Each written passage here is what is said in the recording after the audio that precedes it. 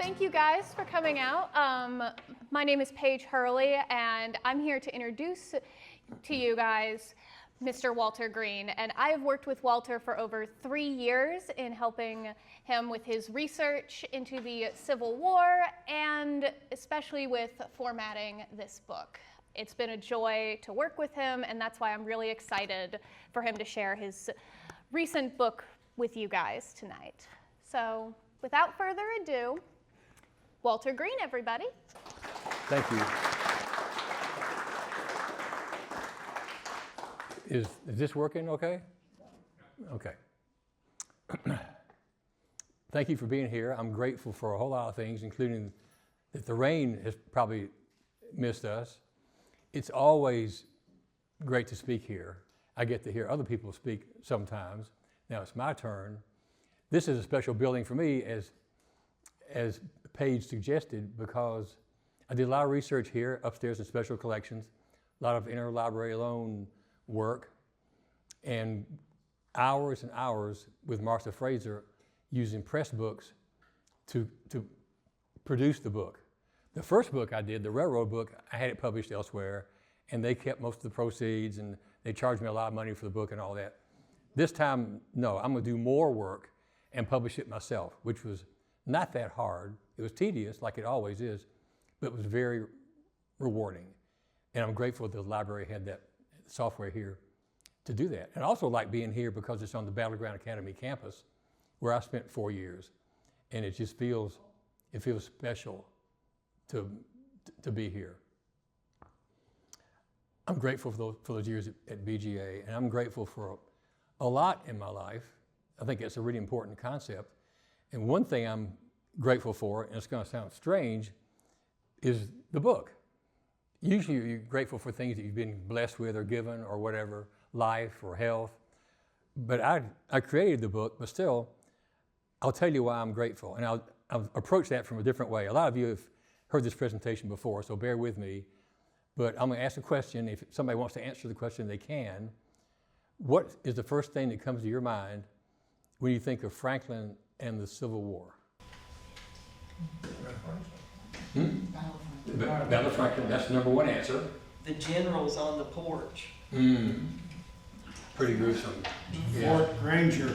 Fort Granger. Mini balls. Mini balls, Pop marks in the Carter House. Mm-hmm. Yes, sir. I have an image of all the dead soldiers having reviews. You know, you've struck a tone with me, because I'm glad there wasn't a photographer here after the Battle of Franklin. I don't think I would have wanted to see those images or be tempted to put them in the book. It's just awful to think of our people. It's bad enough to see Gettysburg, but that would have been really, really hard to take. So those are the most common answers, and it makes sense because the Battle of Franklin was the biggest thing and everything that came from that.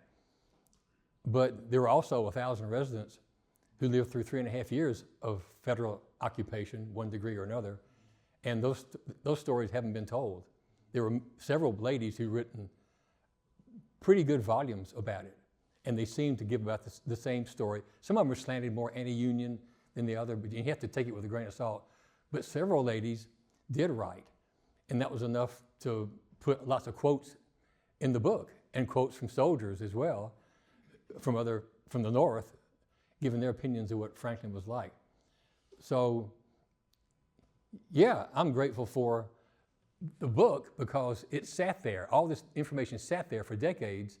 A lot of it in Rick Warwick's and Brian Lester's Williamson County Historical Society journals, which were wonderful sources of information, sat there for decades, and nobody picked it up and made a book.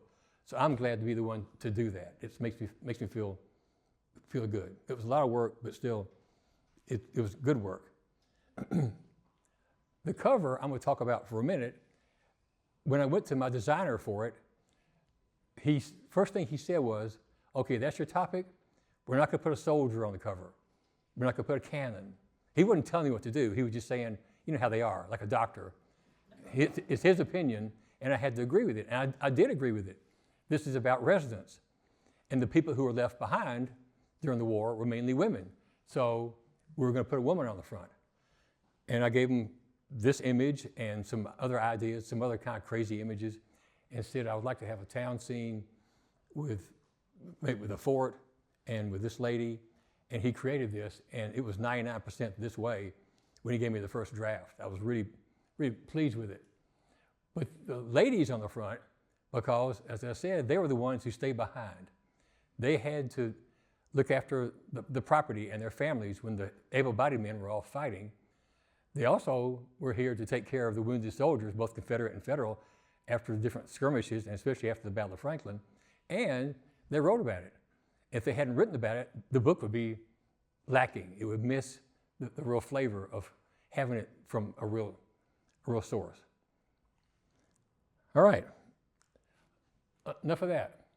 So the book, I started off by creating a baseline for Franklin. What was Franklin like before the war? There are no 1860 pictures of Franklin, and this is not a picture of 1860 Franklin because Fort Granger is up there, and it didn't come until 1863, but that's a pretty good picture of Franklin, and it also emphasizes what a wonderful location Fort Granger was up on Figures Bluff. You couldn't, in my opinion, have asked for a better site for a fort. It was 52 feet above the town square, and right there by the river and the railroad and the town. It was perfect. So there's Fort Granger up there. But the town, by all accounts, was very pretty. It had everything you needed, churches, and the railroad had come through in 58, I think. And there were 3 upper schools and a newspaper and a bank. And they had a board of mayor and aldermen back then. And I made a note here that it was off the grid just to emphasize that there was no grid.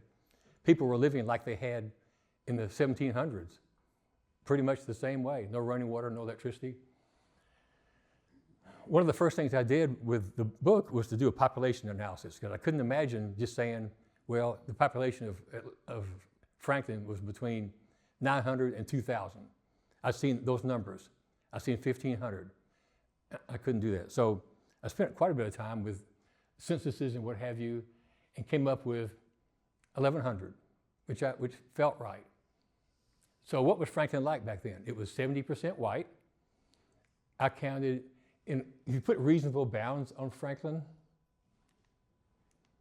you put reasonable bounds around it, of the river and then down to the Carter House, there were about 150 households. Half had enslaved people. 132 houses. There are more households than houses because some people lived on Main Street upstairs like they do now. And about 34 of the houses are still here. I worked with 3 other historians to develop a map. That map right there is split up in 2 pages in the book, but those are the houses and churches and Fort Granger that are still here from the Civil War years. And I'm really, really proud of that. I think that the tour guides and the city of Franklin is going to benefit from that. Also, the town was heavily Confederate, as you can imagine. Probably 90%-ish were Confederate, but there are all different degrees of people. There were those who were openly Federal, and they had kind of a hard time. There were people who just didn't say anything, because it's kind of like politics now. It can be really divisive. This much more so, of course. But there were probably people, especially older people, who kind of remembered through their grandparents the Revolution and the independence. This is still a kind of a new nation. And we're really going to tear this thing apart again? They didn't want that, but maybe they didn't say it openly because most of their neighbors would have ostracized them. It was awkward, but it was a secessionist town. When you see the word secession here, that means secessionist.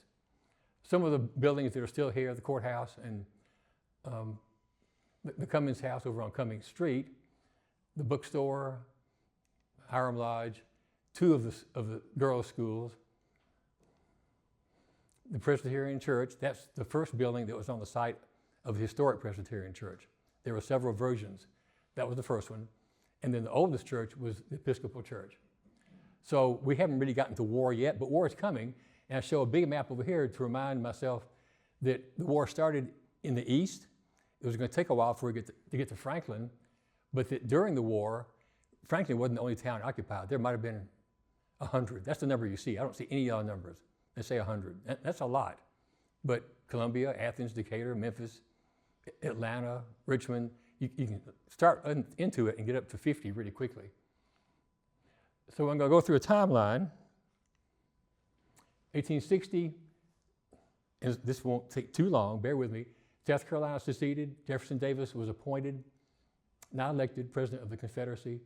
Tennessee votes in February of 61 not to secede. And I think they just weren't ready to. It was a border state, and a lot of Tennesseans couldn't see themselves fighting. There was no motivation to do so yet, but there was going to be soon. March and April, Lincoln took office. Fort Sumter was attacked. Lincoln called for 75,000 volunteers from across the country to put down what he called the revolution. Tennessee's governor said, we're not doing that, which meant you can't just say that to the president without ramifications. And so the people knew the Federals would come make Tennessee give some number of troops. In the meantime, Sarah Carter, on the cover, says she hung the first Confederate flag in town, and probably 100 people from Franklin signed up in that time. So if you got 1,100 residents and you cut them in half to take the females out and you take another fraction out for the children, 100 was a pretty good percentage, I haven't done it, but pretty good percentage of the healthy males who left Franklin. And at this time, a lot of people, North and South, thought, well, the war might last for 6 months. Who knew? But it went on longer than that. So, 75,000, Tennessee's not giving any. So, June 8th, another vote, and everybody in Tennessee except East Tennessee votes pretty heavily for secession. And at this time, probably the people were thinking, we're going to secede, and it's not as bad to secede and be part of the South as it would be to go. Oh, I was almost through. This thing has a hair trigger. Thank you. All right, thank you, Andy. Yeah, it's better to stay in the South and instead of going with the North and fighting Mississippi, Georgia, Alabama. The Tennesseans just couldn't see doing that. Those are their neighbor states. So there are lots of factors, but secession. Okay, a year goes on, the fighting had been mostly in the East. Mayor McEwen was the mayor, and even before the Federals came through Nashville from Fort Donelson, he had a meeting with his board and said, we're going to surrender when the time is right. We're not going to impose upon the residents, put up any kind of fight. We can't do it. So I don't know when Franklin was surrendered. One of my frustrations is I could not find when Franklin was surrendered. And I put in the acknowledgments and said, if anybody out there reading this book finds it, please let me or the library know. So that's a data gap, which underscores the fact that there's a lot more we don't know than we do. But there's enough here to put together a pretty nice story, which is nonfiction. I should have said that up front. There's no AI in this, and it's all footnoted. It's not, I'll be careful. It's not make-believe. So probably about May 1st, it was when the true occupation started, which meant that Franklin then had a commander who ran the military and a provost marshal. There are many different provost marshals that came through Franklin. I've listed a few in the book, but there are so many. The provost marshal was the military police. They ran the town. And they kept track of really important paperwork that I've already showed you a couple minutes ago, the passes and the loyalty oaths. So they were the bread and butter the provost marshal was. So Buell was the commander at this time, and he was softer on the Confederates than the future generals for the Federal Army would be. But he did say, as part of the occupation, that he really wanted to bring the residents back into the fold, bring them back into the Union, convince them they'd done the wrong thing.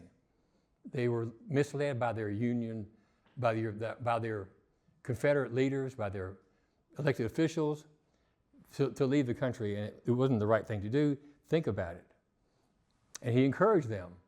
He asked people, he expected people to sign the oath of loyalty, and you can imagine what that sounds like.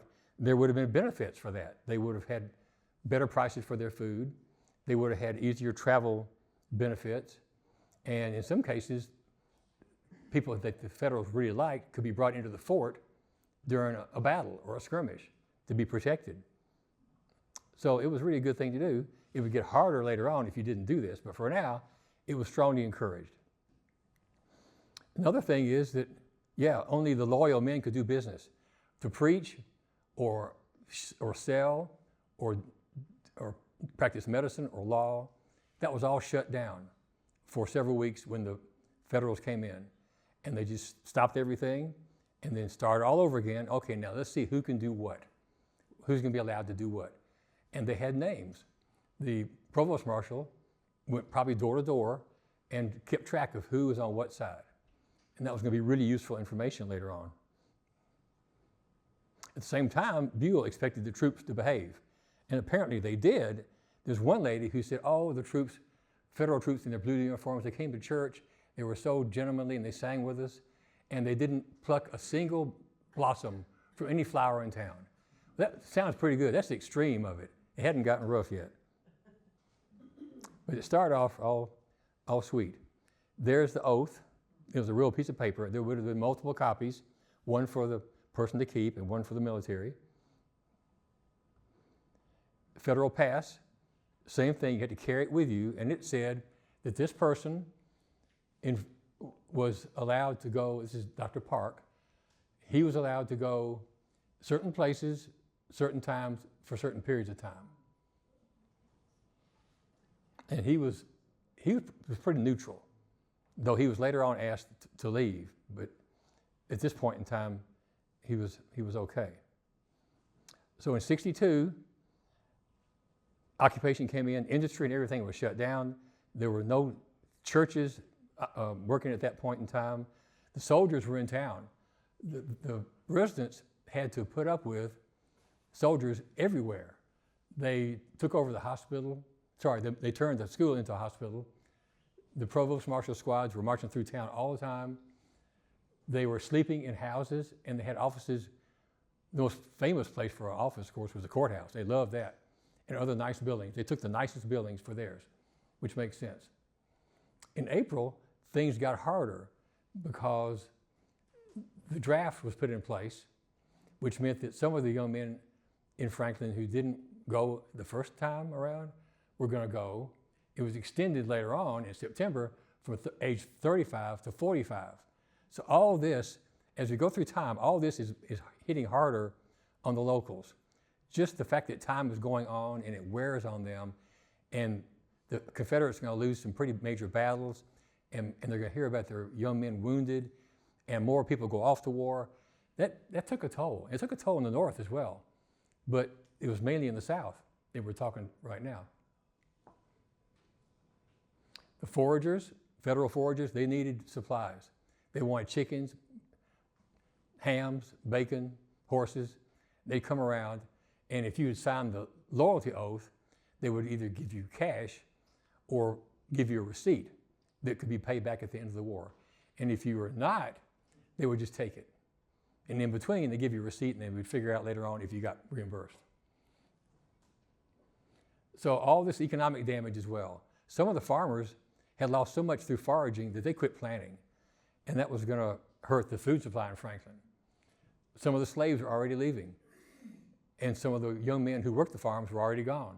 So that was taking its toll. But it was especially hard on those who had not signed the oath.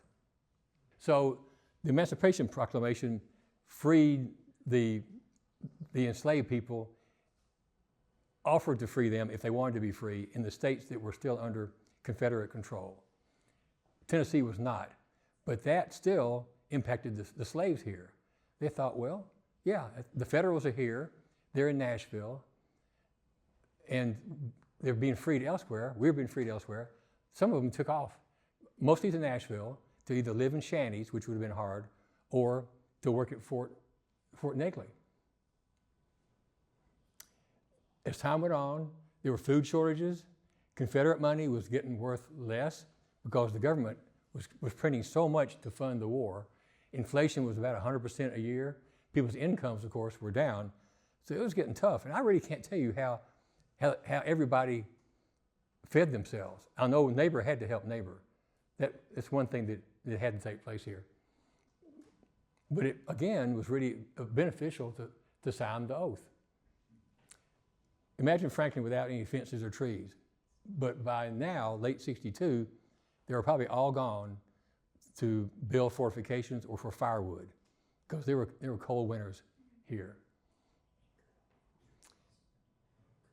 But most of the whites and most of the blacks stayed and were learning to behave, to cope with it, and to hope for a Confederate victory. That was kind of what they were going through. Stay, behave, cope, and hope is what most of them did. By the end of 62, the war was dragging on. It wasn't going to be a 6-month war, and the Federals were going to have to get tougher about it. 63, January 63 was the last real period of time that the Confederates had Franklin. They had it essentially for the whole month of January.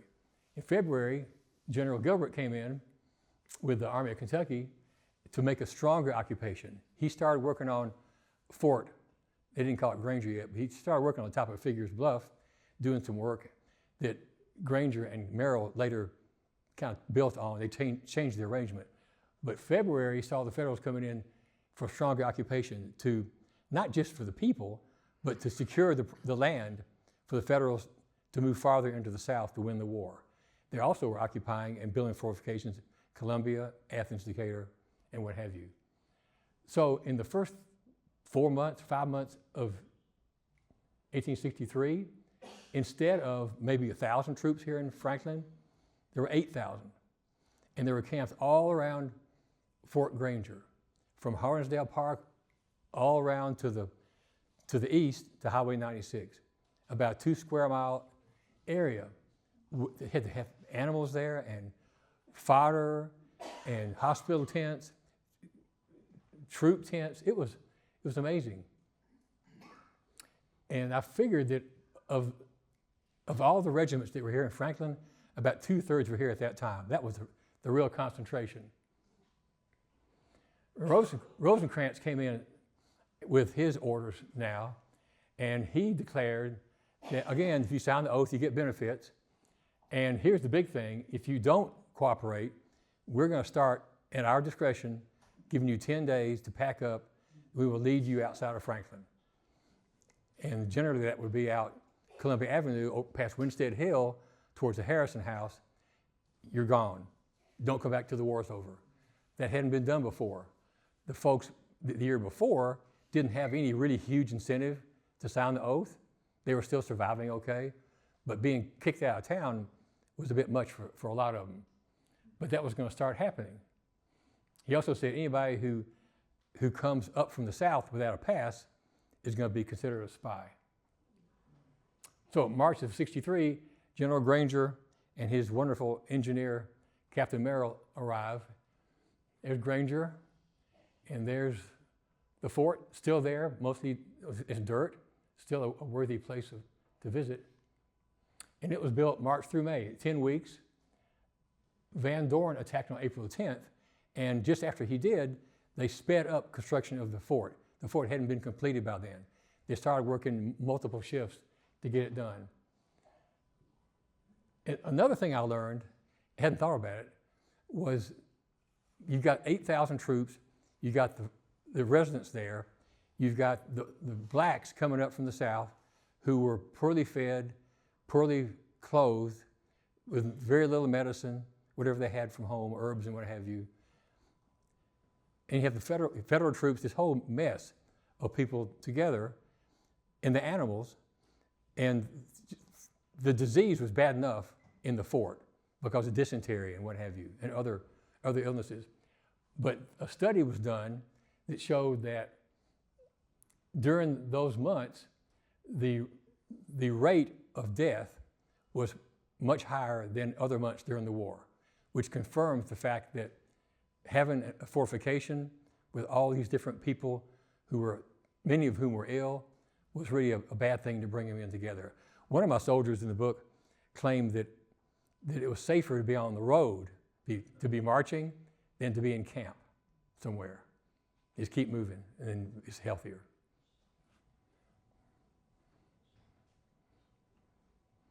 The fort wasn't used much. It was pretty much dead from June until the Battle of Franklin. It just sat there.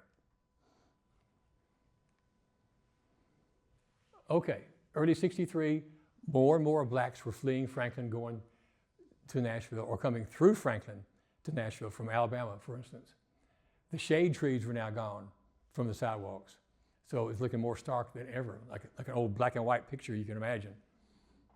Granger got tough, and he started sending people out.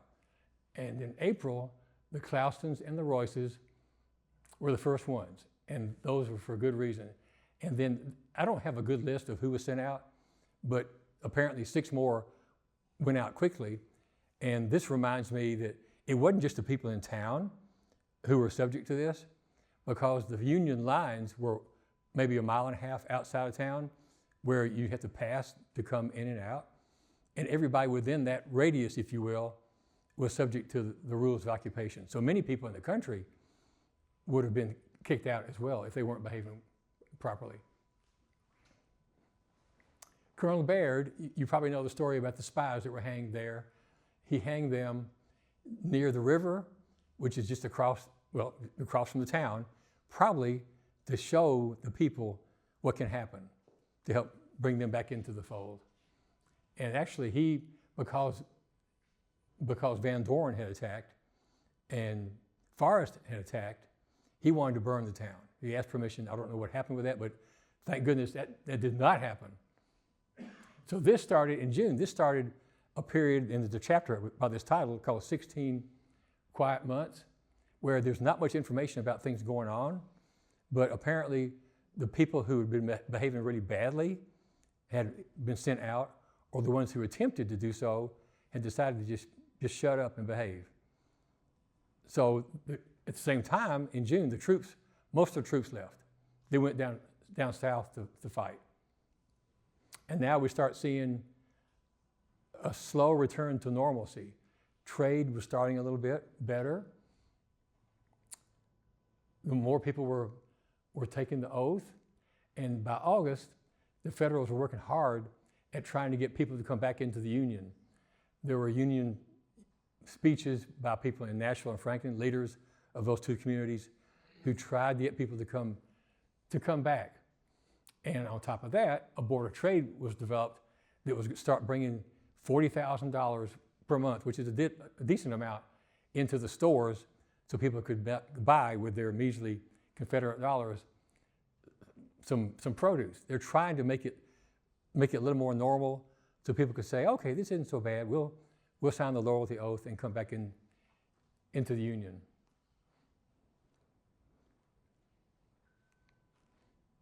In '64, the first U.S. colored troops were seen in Franklin. That would have been something to see. And we know of one or more who went to see his previous owner. It would have been probably several conversations like that, but it would have been really awkward to see a former slave carrying a rifle or a musket. Then we get to November 30th, which was, I call the second Battle of Franklin. The first one was Van Dorn. This is the second, and the third one, in my mind, would have been December the 17th, when the Federals were pushing the Confederates across the river, heading south through Franklin, after the Battle of Nashville. So temporary hospitals, that's kind of a big topic around Franklin.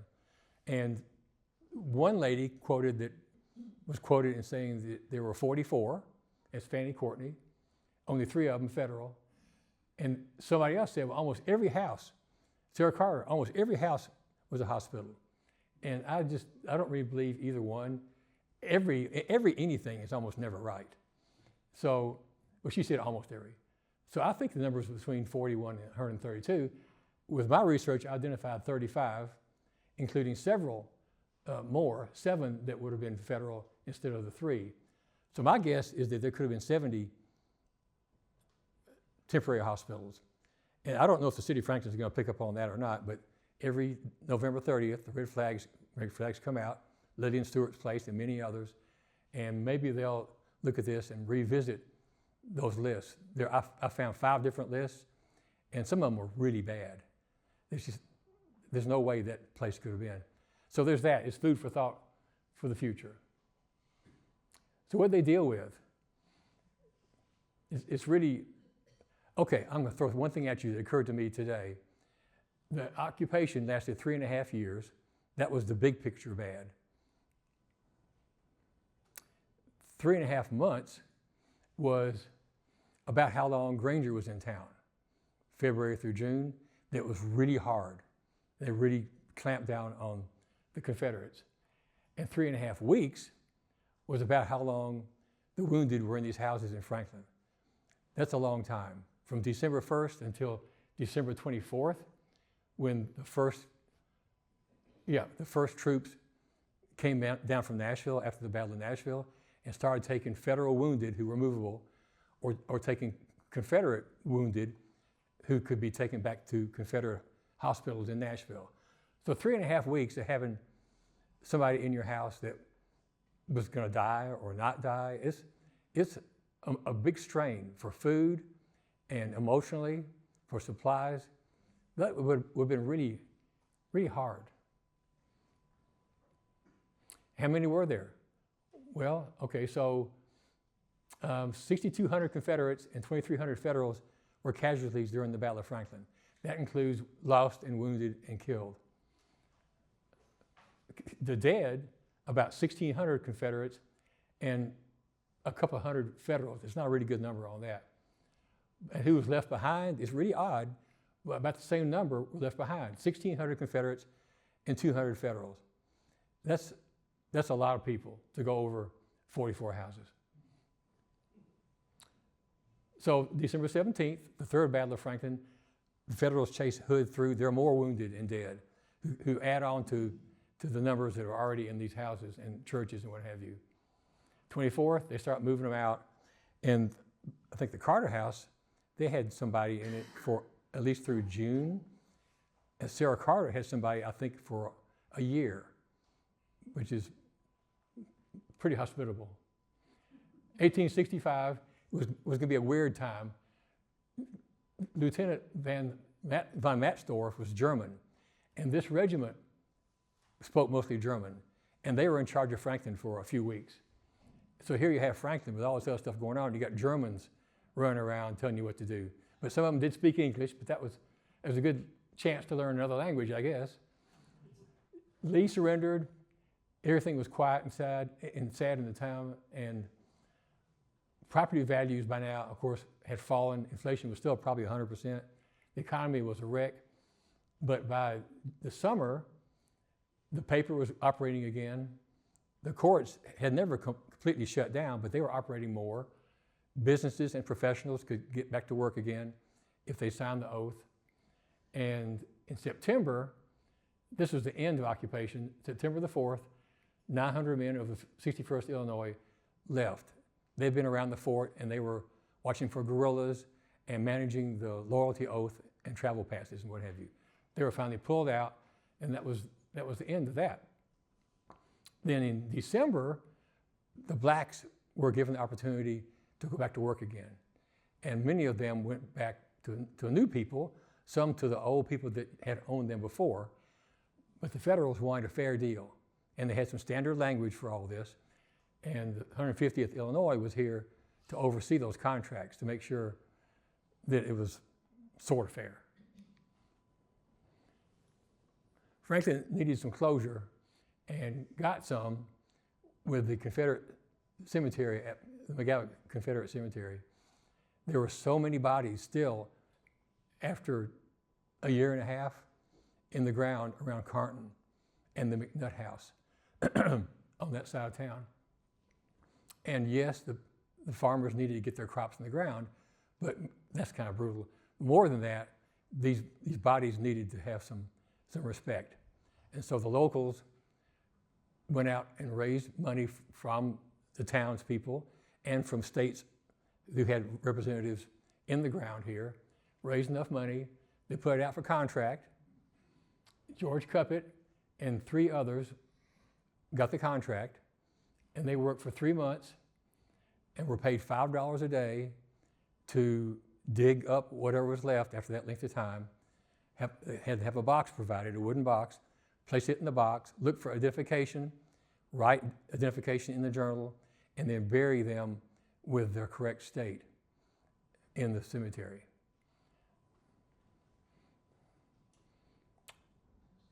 That was a 2-acre cemetery. The land was donated by McGavock's, but McGavock's didn't supply much money for this.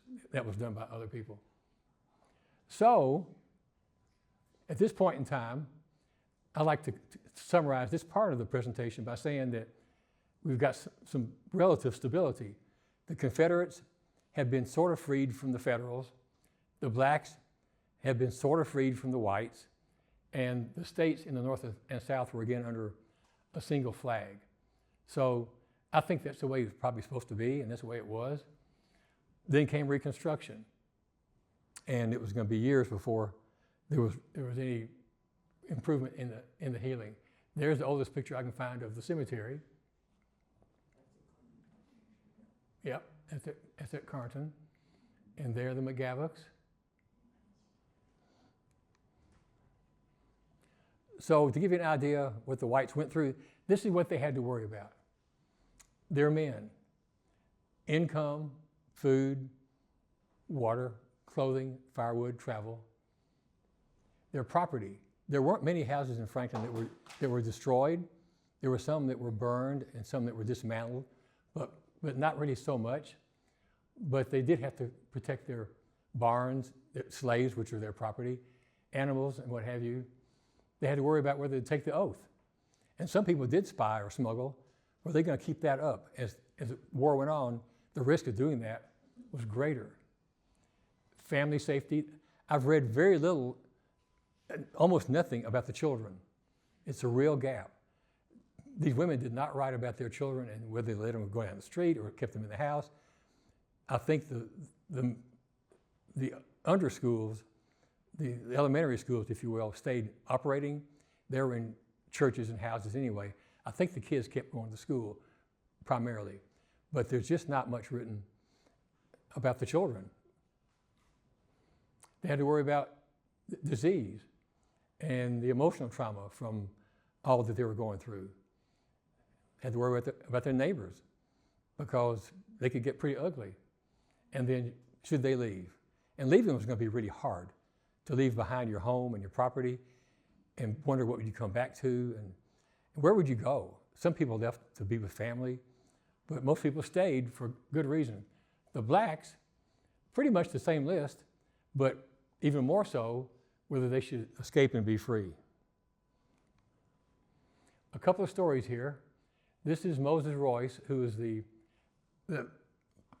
minister at St. Paul's Episcopal Church. He had been with the church. He worked for the Tennessee and Alabama Railroad, but he had left and served in the forest. And that was a strike against you, of course, right there. Their house was closely monitored. She was a spy. Martha was a spy. And funnily, it's kind of funny, she claimed that nobody ever asked her to sign the loyalty oath, which is hard to believe. That's like saying nobody in here has ever been asked to vote. It's silly. But they were hardcore people. And their house, there were only 3 houses on Lewisburg Avenue on the north side of the tracks between there and South Margin. And theirs was the farthest south. It was just really sparse along there. But that's where their house was. In April, she's one of those families that was sent away with her 2 daughters because Moses was out fighting. So she went all over the place, and they ended up reuniting with Moses in Alabama. They came back in August of '65 to find that their house had been dismantled. So they got the ultimate punishment. They had nothing to their name except 3 acres of land and a roll of worthless Confederate money. Then there's Sarah. She went by Sally, but I call her Sarah out of respect. Ewing, Sims Carter Galt. She married 3 attorneys and buried them all. I don't think she did anything wrong. She was just harder than they were. She was a hardy woman. I think women are hardy. And she lived during the war. She lived all over the place because she married and she'd go live with her husband. during the war, she lived where Shuff's Music is now on 3rd Avenue North.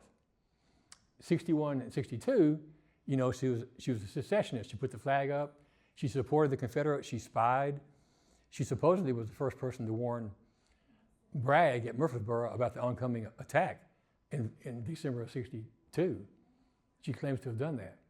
And then, to me, the most unbelievable story about her is that in 64, she spent several months with Adelicia Ackland, her second cousin, going to Louisiana to save thousands of acres of cotton that the Confederates were about to burn so the Federals wouldn't get it. And she and several others went down, negotiated with both armies, and were able to get the cotton sent down the Mississippi River to New Orleans and over to England and sold for, there are two different stories, anywhere from $700,000 to $1 million. Those dollars. It was 20 million nowadays. And I delved pretty deeply into that. I got with the Belmont Mansion, which is where Adelicia lived in Nashville. They have records there, and their records are different from what Sarah wrote as who went down and how much money came back. So that's quite a story. But that is movie material. And she just happens to be my grandmother's great aunt. You can see it. This is not a family book. She just happens to be related, or I related to her, and it's been pretty fun to read about her. And that's the picture that went on the cover. She's not holding a rose there. We gave her a rose, being nice to her. Then Dr. and Mrs. Cliff, his office was a little building on East Main Street, kind of near the bookstore, and behind it was his house. He was from Ohio, which was going to factor into this because early in the war, he had signed up with the Confederates. It was in Kentucky, got captured, was released, came back to Nashville to Franklin to practice, and he converted. He and his wife both converted to Federal. But he was so respected by the locals that they didn't give him a really hard time. He kept loving on them and treating them, and so they treated him differently even though he was one of them.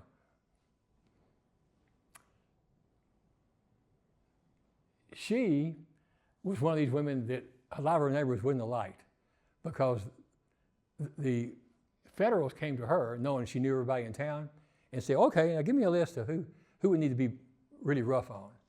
And Mrs. McNutt was one of them. I didn't really say much about them, but Mrs. McNutt was really something else. She hated this woman because this woman put the finger on the McNutt house, and they camped all in her yard and turned it into an African-American school later on, and the stuff that would have been hard for them. And she flew the Union flag. She didn't care. What was really hard in a way was that the Confederates and the Federals switched in town a number of times. I counted 13 times that the town changed hands. Not as many as some towns, but when the Confederates came to town, they'd want to get reports on who's been behaving badly and what have you. And then some of the Federal locals would get in trouble. Same way when it flipped again. It was just, and most of the flips were in 62. That pretty much calmed down in 63. There's the little office building, and the house on the right is where Rudy Jordan lives now. That was Dr. Cliff's home. It was moved.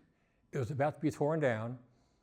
Margaret knows better than I do. I think the equipment was there, ready to knock it down, and it got stopped. And Rudy spent a lot of time and love on that, relocated it to 2nd Avenue South. And there's fabulous stories about that house.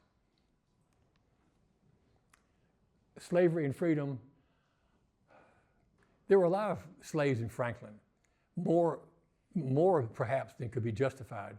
So I think some of them were probably rented out into the country, though most of them stayed in Franklin during the war. There wasn't a mass exodus, if you will. Though many left, many stayed. The Emancipation Proclamation was in effect on January 1st. I'm going to go through the schedule here for what happened to slavery. In 62, with the proclamation and with the presence of Federals, slavery was under stress. In 63, there was a contraband camp in town. U.S. colored troops had been started so the blacks could take up weapons and fight the Southerners. And the blacks had been emboldened by the Federals, even more so. So 63, slavery was crumbling. 64, Tennessee military governor Johnson freed all the Tennessee slaves. So it was about done.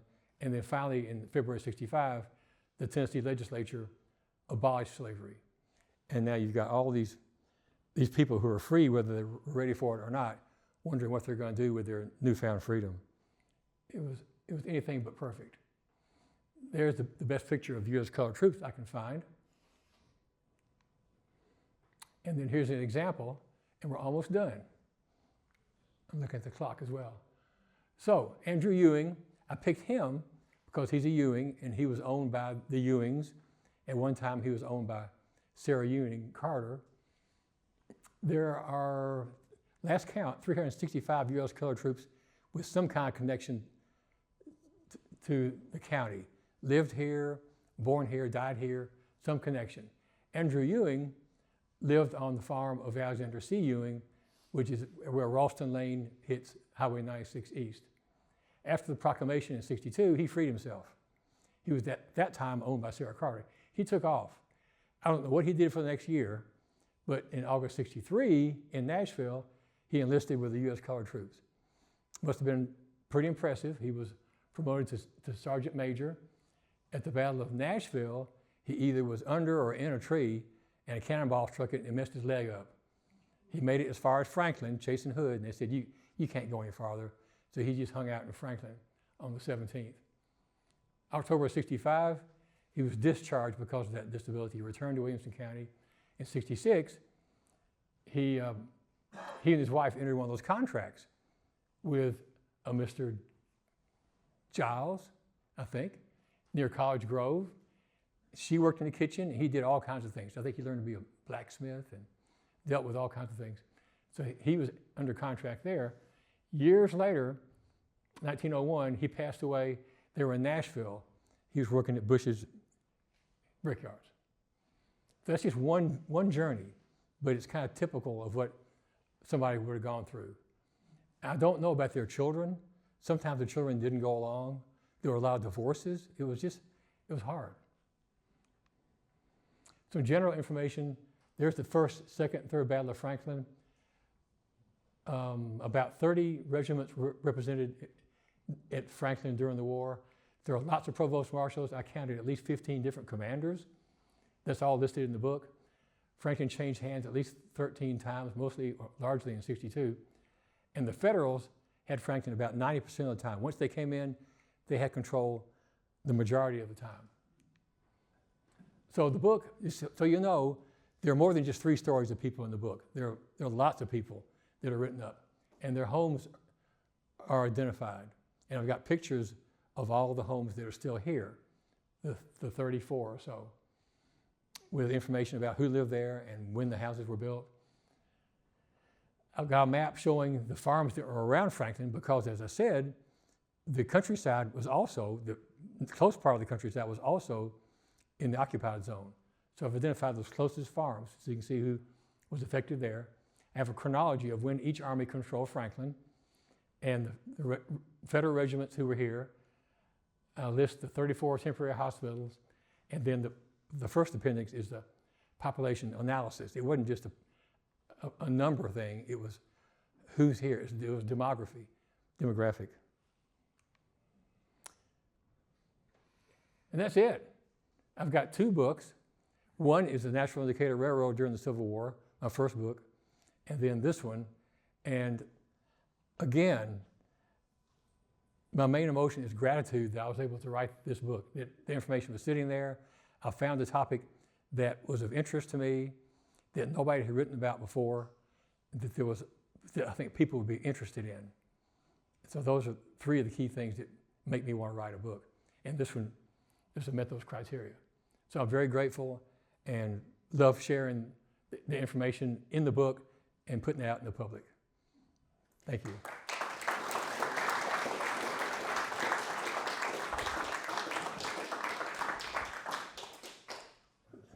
All right, I know we got some questions in here. Yeah, Lewis. Who were the principal commanders in the second Battle of Franklin?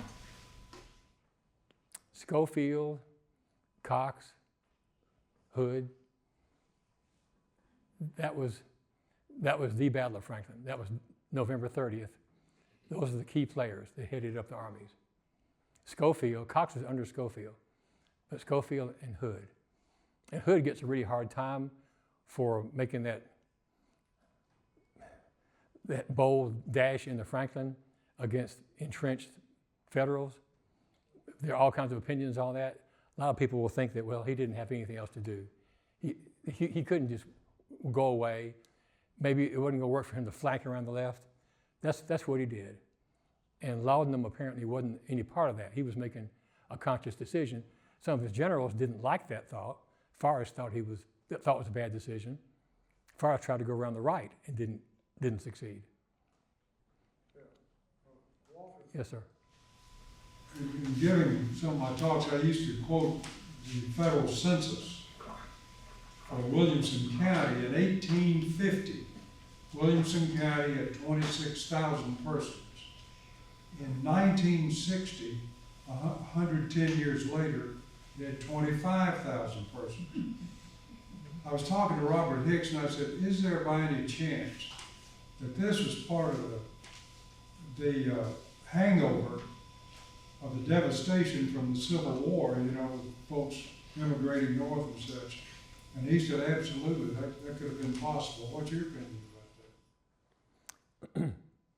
It is kind of amazing. I thought you were going to say that the county was almost equally black and white, though Franklin was 70-30 white. I haven't studied that, but I do pretty much know that several years after the battle, after the war, that a lot of blacks left for states to the Midwest. That would have reduced the number of blacks. They had better opportunities elsewhere. Some of that's probably because of the way they were treated during Reconstruction. It was hard. We're going somewhere else. But that's really odd that the population wasn't that much more 100 years later. Yes, ma'am.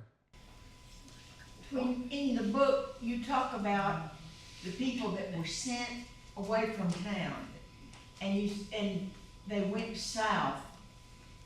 Where did they go? One family went to Greenville, Tennessee, where her parents were. They had a place to go. And that's a great question. Some people ended up in Columbia.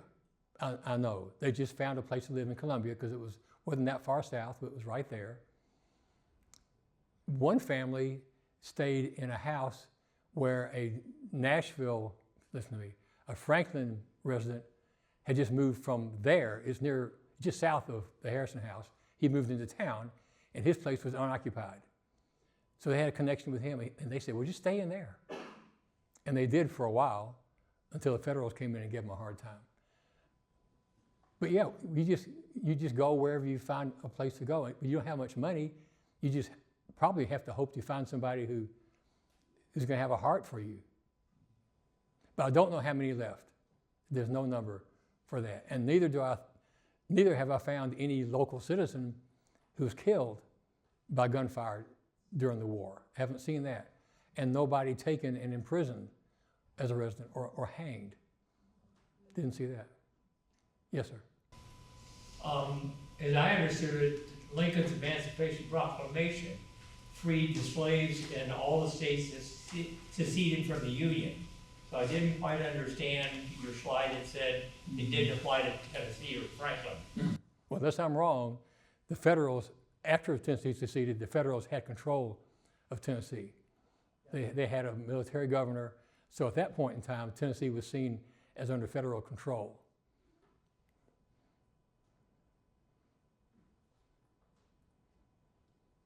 Dean? I knew it. I'm just wondering if you had any sort of, I know you deserve some rest, but any kind of interest or inclination to cover the next chapter? I know it's kind of a grim, bleak, you know, the Reconstruction era, but any interest in that? You have to ask Wheezy. My wife, Wheezy. Easy, will you let me do that? I'd be interested. No, I don't know. As I get older, I'm probably older than I look. It's getting harder because I don't have the energy that I used to. Hard to believe. Paul's back there hanging on every word. He knows I'm going to write something else, Paul Clements, because that's what he does. He'd be writing in his grave, I know. But Wheezy, I don't know, she and I have to talk because it tires me out, and she's getting tired of looking at the back of my head. I've got a little wooden chair with a folded up towel in it to make my fanny more comfortable, and it's in this little office in the back of my house, and she knows the back of my head more than my face, I believe. So I don't know. Anyway, there are several people who have some kind of collusion going on who want me to write about Reconstruction. Yeah, but they don't own me. Paul thinks he does. He has influence, but you got to talk to Wheezy, Paul, okay? Walter, one other thing.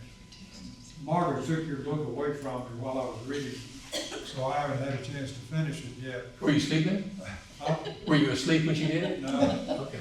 Well, anyhow, I read a letter years ago written by a local, said that after the battle, the day after the battle, that mothers went out on the battlefield with their children.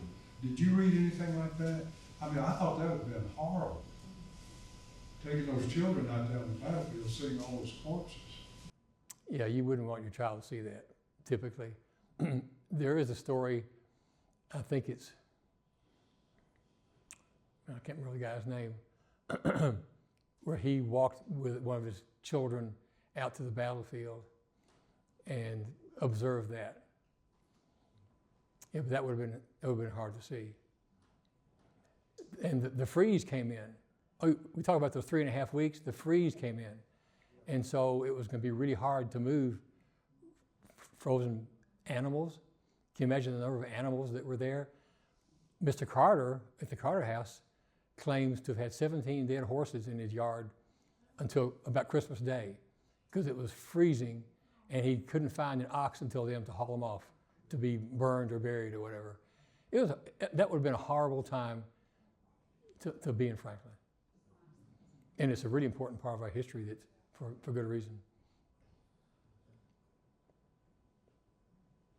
I'm sorry about not looking at this screen.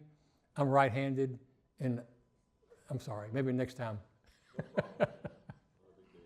Okay. Is that it?